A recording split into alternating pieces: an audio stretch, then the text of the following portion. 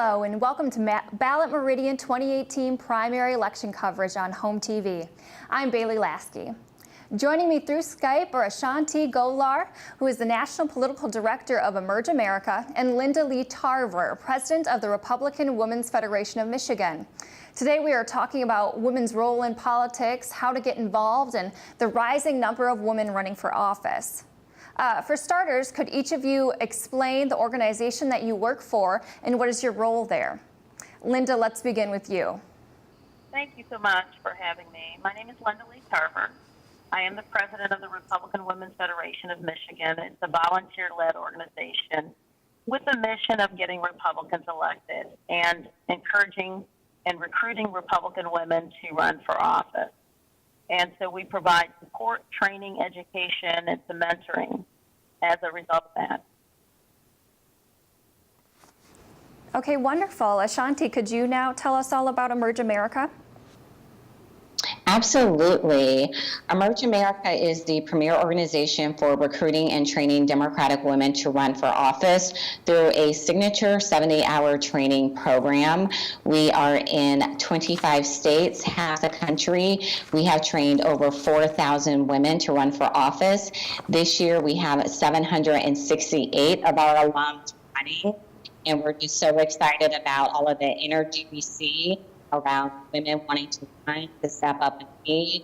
We look to training them and getting them elected to office. Okay.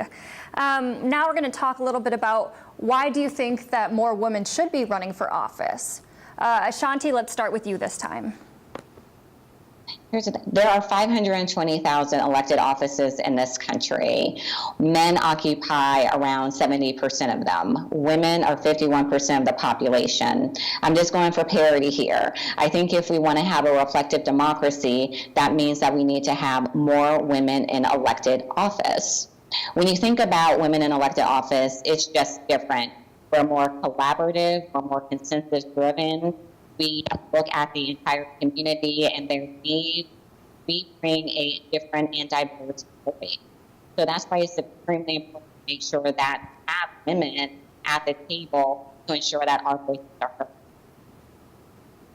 Okay. Linda, why do you think women should be running for office? I must concur with the other speaker. Women do make up a majority of our voting citizens, and they have a unique experience and perspective on our communities. They will add value to our government at all levels. And women are traditionally decision makers. The parents, single parents, are a lot of the single parents, and they understand budgets, they understand finance, they understand economy, they understand energy, they understand all of the issues that are facing our nation and our state and our local community. And as a result, they have a great place to apply to our government.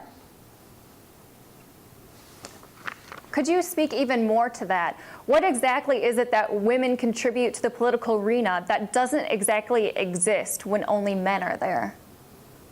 Well, women are predominantly the caregivers of children, and when it comes to educational issues, women understand the intricacies on making decisions of value concerning education. They are in the workforce. They understand the taxes and the effect on higher taxes. They understand all of that. Okay, Ashanti, what do you think? They are well-rounded.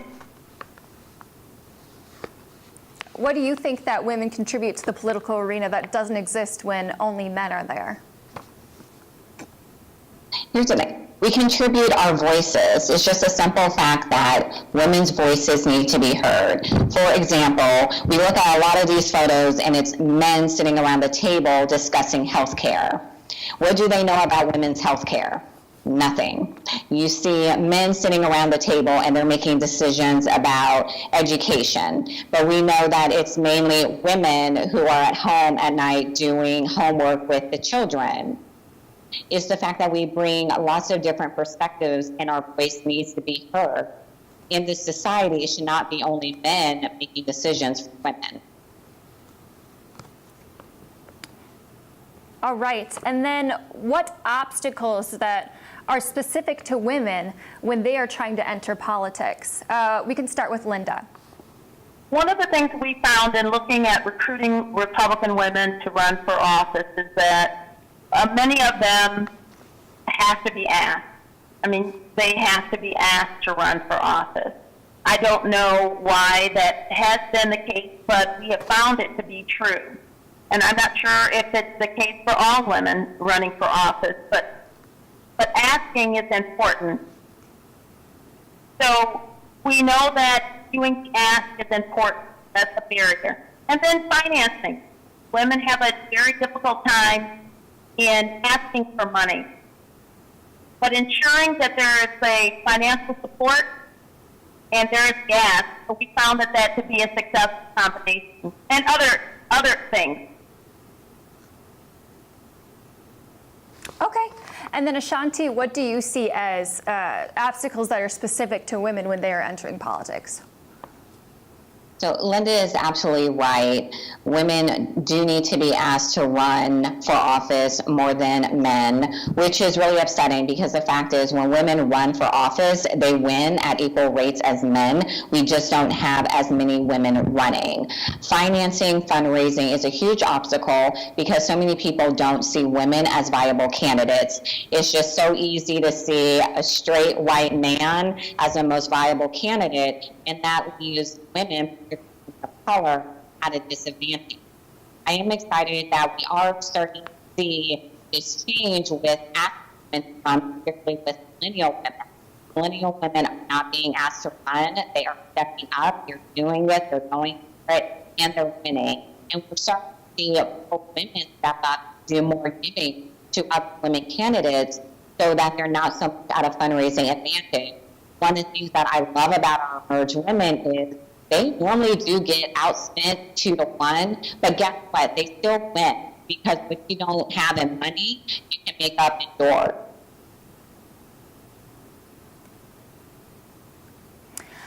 And there's a stigma surrounding government that it's considered a boys' club.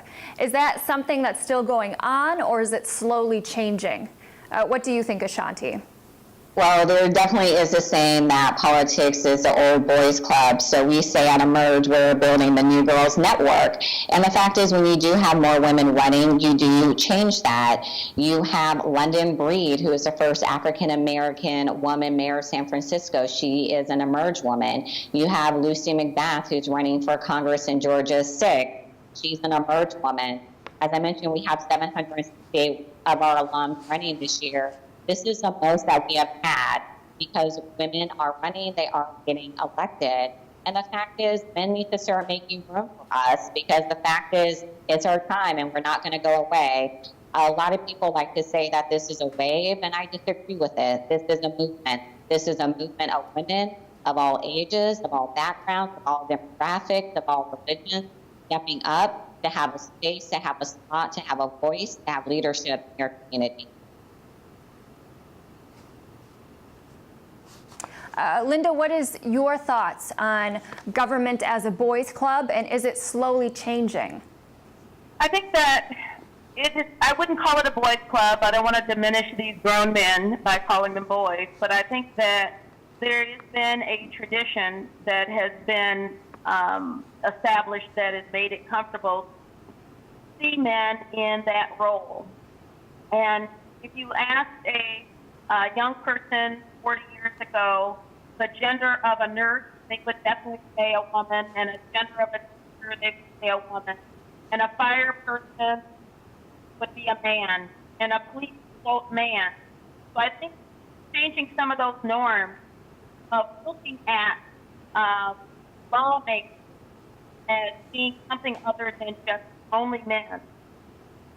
We need to make sure that we are changing the dialogue and the optics. I think that women, Emerge, of course, and others, the Republican women, National Federation of Women, are doing that work to change the norm and perspective. That's millennials and young people coming up that did not grow up from that prism. And so we're excited about being able to allow women to shine. And just for the record, we're excited when women are elected. Even though there may not be Republican women, we're excited when women take leadership. We do need to see more. We want the policy to be a conservative, but we're excited to see women and be represented in politics at all levels. You know, speaking of those norms associated with certain occupations, how do you respond to those who think women are too emotional or, you know, they just have too many emotions and they cannot hold these important governmental positions? Linda, we can start with you. Well, if you're asking me, thank you. If you're asking me, I would say that we are emotional and we need more emotion. We don't need sterile lawmaking. We need to have emotion because every law, there are winners and losers, and there should be someone to speak to those who may be on the losing end of that. And there's also an opportunity for us as women who are engaged in our community, engaged in our family, engaged in our education, engaged in our community, engaged in our to be able to bring to the table the unintended consequences of certain laws that are passed so that it is comprehensive and thoroughly evaluated from a perspective of the majority of the voting bloc, which are women. Okay, Ashanti, how would you respond to those who say women are perhaps too emotional to hold important governmental positions? I definitely feel that it's a double standard. You know, John Boehner cried when he was emotional about things in Congress.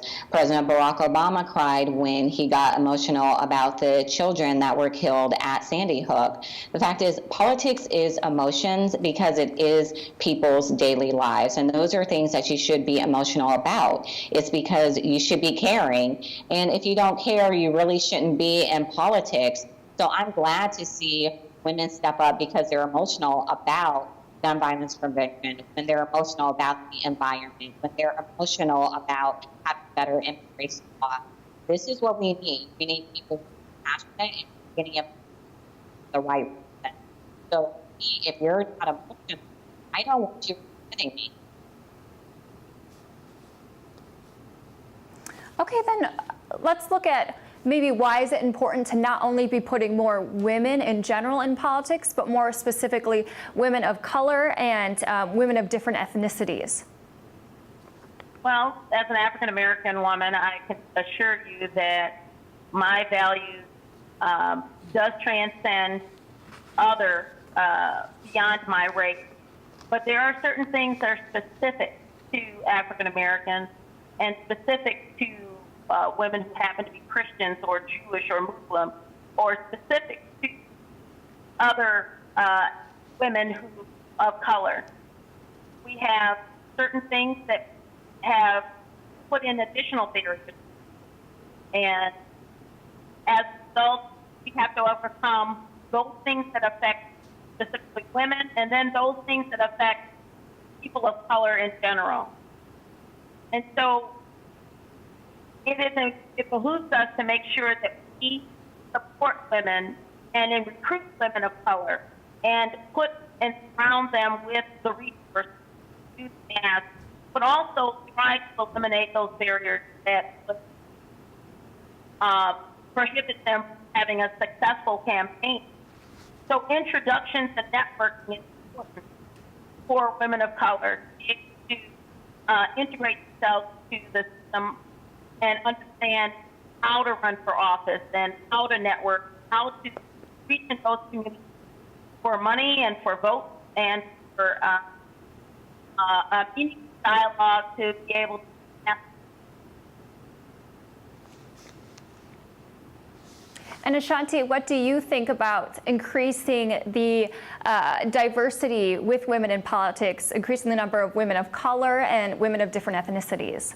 So as a woman of color, this is obviously something that I feel very strongly about. And at Emerge America, I do spend a lot of my efforts on making sure that we are focusing on recruiting and training Democratic women of color to run for office.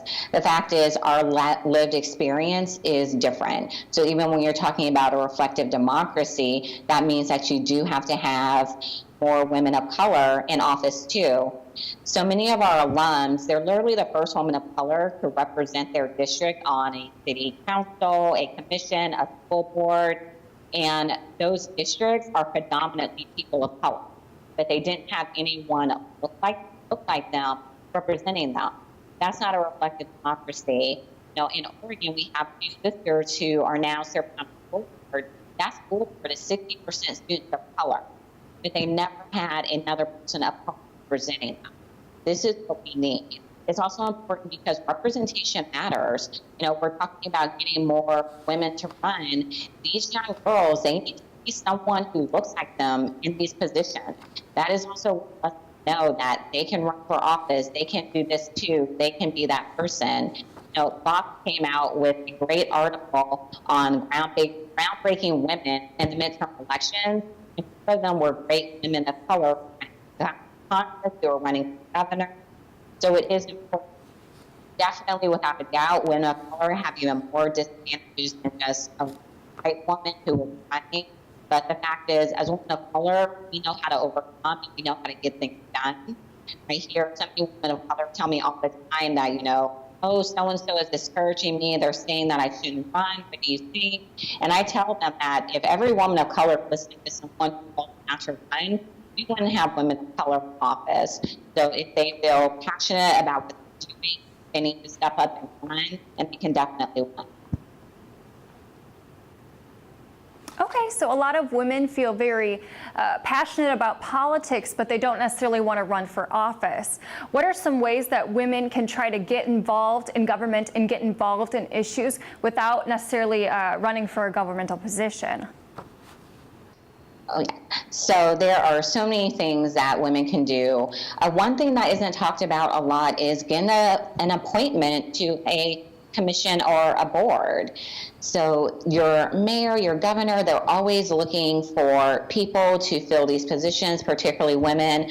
Go online and look and see what they have available and find out what fits your passion, what you're excited about. And that also allows you to get to know more about what is happening in your local community, in your state. We see a lot of women who get appointments to boards and commissions who end up running for office. So I like to say that it is that little pathway because you get the bug. You can also support another woman who's running for office. You can volunteer on a campaign by phone banking, you can canvass, but also don't forget, donate to a woman who is running for office. There's this myth that, oh, you have to be able to donate $10,000 to a candidate. No, your $5, your $10, your $55, it goes a long way. So even if you just set up a few recurring donations to women, know that you are aiding them, that you are helping them, and that's another way that you can be involved in your democracy and look up. Linda, how do you believe women should be getting involved? I think all women should get involved. Again, I'm part of a nationally federated organization. We have women in every state presidents. I happen to be the proud president of the state of Michigan. They can join the Republican Women's Federation of Michigan. We can get them connected based on the level of their comfort to become an activist. We want them to become activists, donors. We want to make sure that they are participating as a candidate if they should choose to do so. We want to make sure that they are encouraged to join their local Republican Party. There's a county party in Michigan that they can join, and then they can move on from there. Ingham County GOP has openings for delegates to get engaged in their local politics. And I agree that there are commissions, electoral appointments, there are also county board appointments there and local city appointments. They can join organizations that align with their views and their values. and other organizations. So there's a myriad of opportunities to get into about. Okay, and then there's quite a few issues that tend to be labeled women's issues. And then what should be the balance between the input of women and the input of men in decision making when it comes to things that are labeled women's issues, specifically looking at healthcare? We can start with Linda.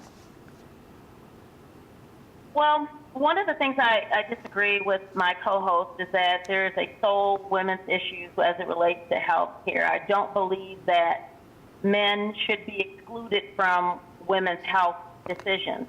I don't believe that at all. I think as it relates to a pregnancy, a woman can't get pregnant by herself. I think that men should have a role in that. However, they disagree on pro-life versus pro-choice. I have to be pro-life and life of the unborn. We disagree on those issues, and I think that public are going to stand firm and stand strong on the right for that child to be born. Nevertheless, we have other issues that we can agree on, that women should have a great deal to put in, if not the areas. But we must make sure that women who are elected are leading, come together and lead.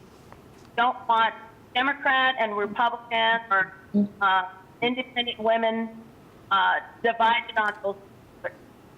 There are things that we can bring on to women that our current lawmakers need to come together and find common solutions. And then when they, women will then follow. Because we have more comments than we do. We think we do. Okay, Ashanti. Yeah, so you mentioned women's issues, and the fact is, when it is healthcare, education, parks, everyone does say, oh, these are women's issues, but at the end of the day, they are family issues and they are community issues. They are things that everybody cares about. I think Linda misheard what I said. What I said is when it is women's issues, there just shouldn't be only men at the table making healthcare decisions for women. And there are so many photos that are taken of just straight white men who are making those decisions. And that is not reflective of everyone in their community. It is not reflective of everyone in their state. What I love is that women bring a different perspective to all of these issues because they are wives, they're mothers, they're daughters, they're also activists in their community. They do have those traditional roles as teachers, as nurses, but at the end of the day, these are community issues. These are things that everyone should care about. One of the things that our alums tell us all the time is that because women are so sensitive driven, they are collaborative, they do reach across the aisle with Republican women, independent women on these issues. Because even though they have different political ideologies, at the end of the day, they want what is best for the community. And that matters when you have women getting elected to office, because women get things done.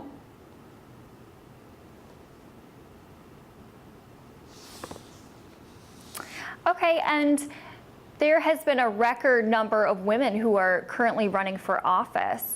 Do you believe that the Me Too movement has somehow motivated a movement for women to start taking action and has motivated these women to start running for office? Ashanti? So I definitely do think the Me Too movement has motivated women to run for office, but just the general direction of the way things are going in the country, particularly for Democratic women, that is what is motivating them to run. They feel that their local elected officials have failed them and they want someone to replace them. And when they look around and when they think about who can run, they look to themselves and they're like, it's me, I can do this. I know this community, I've been here for X many amount of years. I have children in the school district. I have worked in the community for so long. They know that they are qualified to run this.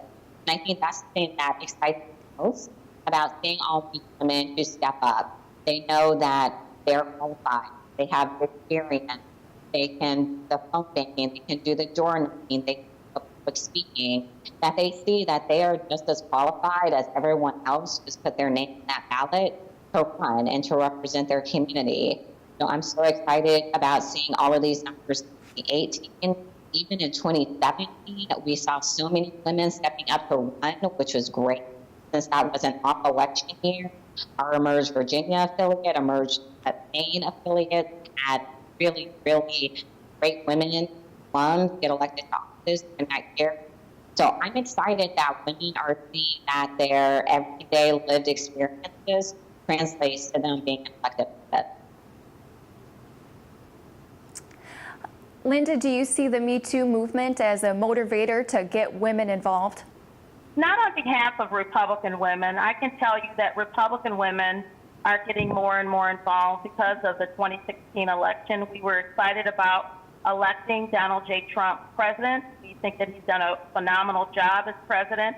We want to be part of that success and that we're seeing in the country with African American unemployment rate at its lowest, minority Hispanic unemployment rate, the lowest in the nation, are the highest ever, and other factors and critical things that we have. We want to be part of that movement. Republican women don't see ourselves being motivated based on being a victim, but being a victor. So as a result, I see Republican women engaged in this movement to make America great again, and I enjoy that mantra, because we are seeing great indicators for what government do. It's going in the right direction. Okay. Do you believe there will ever be a time where just as many women will be involved in politics as men? Or to say it another way, government will be reflective of the number of women in the population? Linda? Absolutely. We've seen so many times over the years, especially for African American participation in our society.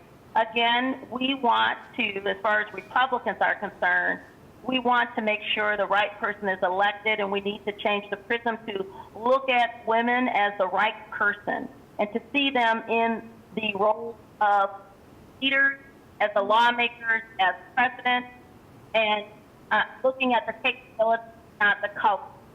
We want and make sure that even communities where there are very few people of color, that we have opportunities for women of color in that community to lead that community. Again, it's a prism of, and President Obama led our country as an African-American man. There was no question that he was the leader of our country, and it gave us pride, but it also was an indicator that our country can be transcend race, and that's what we want to make sure that they can transcend gender as well. Ashanti, do you see a time where we'll have just as many women involved in politics as men? You know what? At Emerge America, we are definitely going for it. You know, I mentioned there are 520,000 elected offices in this country. Around 70% are men. But that still means it won't be it'll be until like 21 until we start to see parity, because even though we do have these record-breaking numbers of women running, there still are men running too. So, but I'm very optimistic about it. At America, we're focusing on levels of office. That we're focusing on now is women in law enforcement positions, judges, sheriffs. You know, if you look at prosecutors, they're 90% white men, and then we wonder why our criminal justice system that it does, because there aren't any diversity in that field. So we have made so much headway out of America since 2002 with the founding of Meridian, California. We're now in 2018, we're going strong.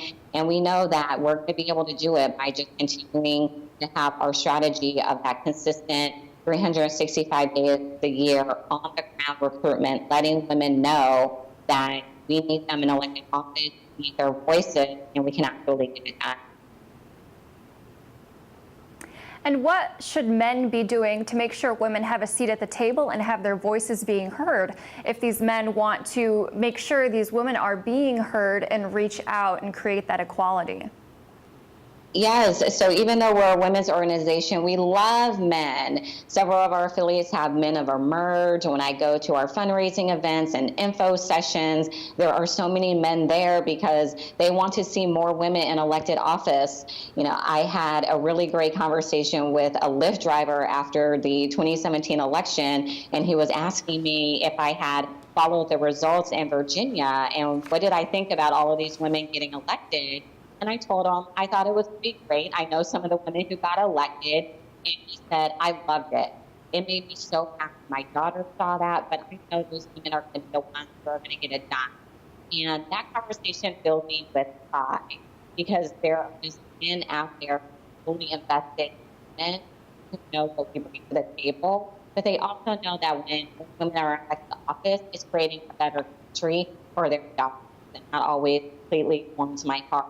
There are men who donate to women. There are men who recruit women. We see plenty of men who will call us up at Emerge and say, I'm about to run for higher office, or I'm about to be term limited, or I'm just in seat. I want a woman to replace me. Who does Emerge have that you've trained that can come take the seat? If you don't have anyone, who can we recruit and start to grow? So I give lots of love and kudos to those men who are out there supporting women, encouraging them to office, who are out there not for, who are phone banking, who are donating. We see you too, and we thank you for everything that you're doing to realize that women do need equal representation in the country. Linda, what do you believe men should be doing to support their women counterparts and make sure these women have their voices being heard? In terms of what men can be doing, I think that they can educate themselves on the benefits of women getting engaged. And I think women can better help them understand it with the opportunity of coming together and unifying. We are so divided in this nation and so politically divided. But if we can come together on that issue with women, Democrats and Republicans, and libertarians, name it, we can come together to just deal with that issue. We can do anything, and we can certainly see results coming together. We are celebrating in Michigan 100 years of suffrage, years prior to the national 1920 suffrage initiative. Women in Michigan got together in 1918 to ensure we had the right to vote. And that was a concerted effort. Republicans have been led in that because we're celebrating 100 years of women here in Michigan as well. But we came and we worked with everyone. And we worked with every woman to ensure that men gave us the right to vote here in Michigan. And so because of that, we know that if we can come together, we can show that unity, we can show that strength, show who we are with our finances, our time, talent, and treasure. We can decide who wins the election. And so with that power and that united power, we can show men that we have all that we to the table to compete and make decisions and become on the level of that's how painful women are, is if we gather. Okay, can you speak a little more to how women can boost each other up and encourage one another in a governmental space? Linda? Well, we have a women's caucus with our legislators. And so I don't know how active they are, but a women's caucus are Democrats, Republicans, and independently elected officials who can come together and participate. We do need women bringing up women. Those who are in positions at this point, a lot of mentoring, a lot of bringing forward, a lot of engagement, and a lot of building and developing others to take their places. And that needs to happen. That is important. Ashanti, how do you believe women should be boosting each other up and encouraging each other in a governmental space? At Emerge, I get to see every day how our alums in elected office boost each other up. In Oregon, Nevada, Maine, Virginia, New Mexico, we have so many Emerge alums elected to office that they have the Emerge caucus, that they're able to support their Emerge sisters with everything from helping someone get a bill passed to even if you need to take a break to breastfeed, because so many of our alums are new moms and they bring their child with them and they sit with them on the dais. And we love it because those are also the images that people need to see, that this is what a working mother elected official looks like. Even with London Breed just getting elected as the African-American female mayor of San Francisco, I just love saying that. It's so great. Another Emerge alum, Libby Schaaf, is the mayor of Oakland, and she was right there with her, supporting her, engage her. So I see within this network how these women uplift and support each other every single day. And I love it because it just completely discounts the notion that women don't support other women. But something for women who are not in elected office to remember is that be sure that you're supporting these women, not only when they're on the campaign trail trying to get elected, but also make sure that you're supporting them when they're in elected office, because it's just as hard as well, and they're going to need you there. So go to the town and support them. If they're having a community listening session, make sure that you show up, because the hardships don't stop once they get elected. They need to make sure that their other women are there, supporting them, believing in them too, as they continue on their path as a public representative. Okay. And I know we talked about this a little bit earlier, but I would love for you both to reiterate what resources are available through your organizations and others as well that encourage women to run for office and or assist women in their campaign efforts.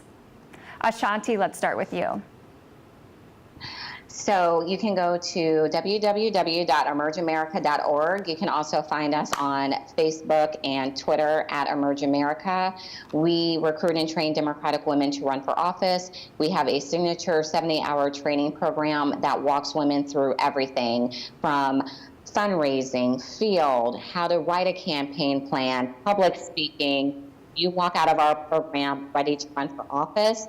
In addition, we do Taste of Emerges, which is an opportunity to learn what all goes into running for office before you fully commit. We're there to help with that.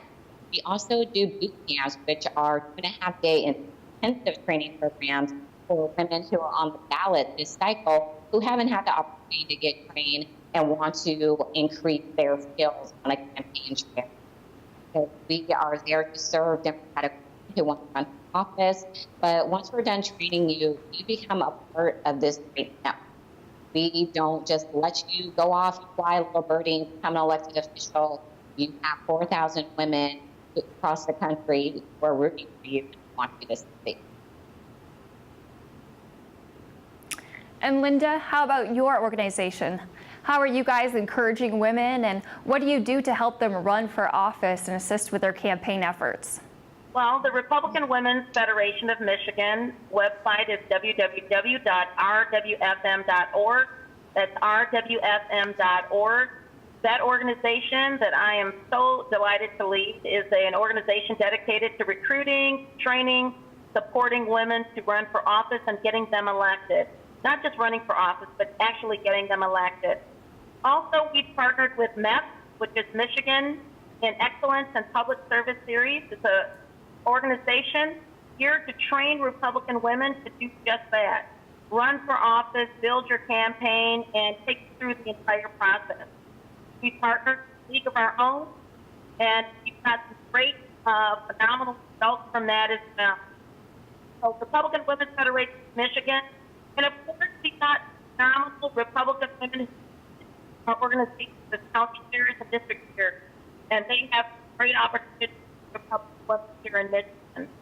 Got a national organization called the National Federation of Republican Women, that's nfrw.org, and of course RNC is doing a great work nationally, led by our own and a member of the Federation, Republican Women's Federation, Anna Romney McDaniel. And so we've got some great women in leadership at all levels of our nation and across board, and dedicated to get elected. And do you have anything else to add to this topic that you think it's important for our viewers to know about women in politics? Linda? I think that women in politics it's an important thing, and it's a vital to our community and our stability moving forward. Our nation is only blessed by women being in it, and I know that. I'm not saying it as being a self-serving because I'm a woman, but I do know that women have built this country, have been the heartbeat of this country, and I know that regardless of what side of the aisle they're on, they are valued our democracy and our republic.